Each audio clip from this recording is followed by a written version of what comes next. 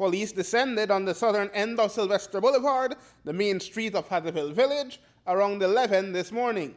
They were there to help search for Alain Garcia, a Hattieville resident who seemingly vanished on his way back from a routine errand 3 days ago. I immediately got on the phone and I called the Hattieville police station and spoke to Corporal Hyde, who told me that when I asked him if Alain Garcia is detained, he said yes, but he's at the Ladyville police station.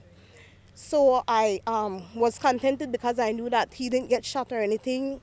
Police had him. The next day I asked my best friend to check on him because she lives in Ladyville. When she went there, she told me that he was already released. So I stayed up Wednesday night waiting. He did not come home.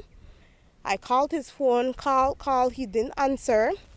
So something wasn't settling right with me because I know if police had him, he always found a way to text or to call and let me know that he's okay, he's detained.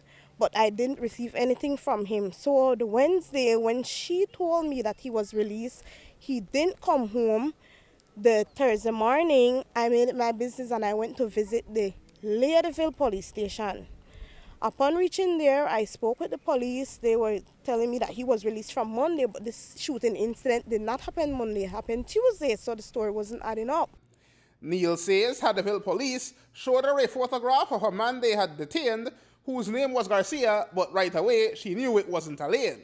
There was no record of him signing out from either the Ladyville or Hattieville police station, and according to officers she spoke with, no one came to report a shooting incident.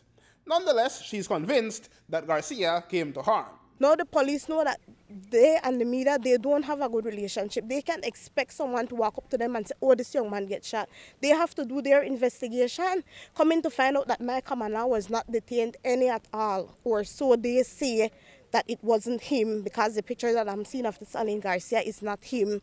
So I started to put it together and said, well, if this incident happened about 7:30 to 7:36, that's the time when he's walking back from taking my kids to catch the bus, because they go and catch the bus 6:45, and the bus comes 7:15, and it's a 15-minute walk from the roadside to my house back.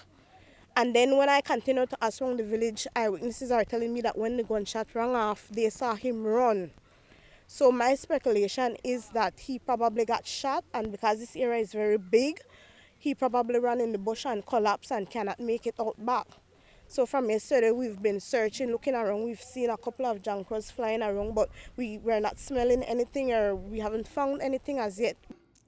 Neil says that if Garcia is alive, she wants to hear from him. She told us that he may have been targeted because of his past, and she blames police in rural Eastern Division for wasting critical time. The reason why we moved up here is because a couple of months ago, our house was burnt down. Someone literally set the house and his car on fire. We don't know who. Police had him in custody. They've done some sort of mediation. I know that he has rivalry with the PIV gang, but of lately it looks like it was settled. I can't tell, because these young men nowadays days, like, they don't want anything to go to rest. So we've relocated from city to come up here, and it looks like you could never get rid of trouble. It just follows you. So I don't know, really and truly, I can't tell. The police department, I'm a little upset with them at this time, because if they had done proper investigation, then I would have known that from Tuesday morning he was missing. I didn't know he was missing until Thursday. I couldn't confirm that he was missing until Thursday. Today is now Friday. For all I know, he could be dead somewhere. When I called, they could have given me proper information and paid attention to details as police officers. So I'm really upset with them right now, because they need to stop playing around with people's lives and take their job seriously. Because when I called, they told me that he was detained, coming to find out that it was not him. If they knew that 2 gang members came up here and a shooting happened, gang members won't come up here and just shoot up in the air and shoot at nothing or no one. It has to be someone they're shooting at. So I believe that they did not properly investigate, and that is the reason why up to now I'm not finding my command law. Aaron Humes reporting for News 5.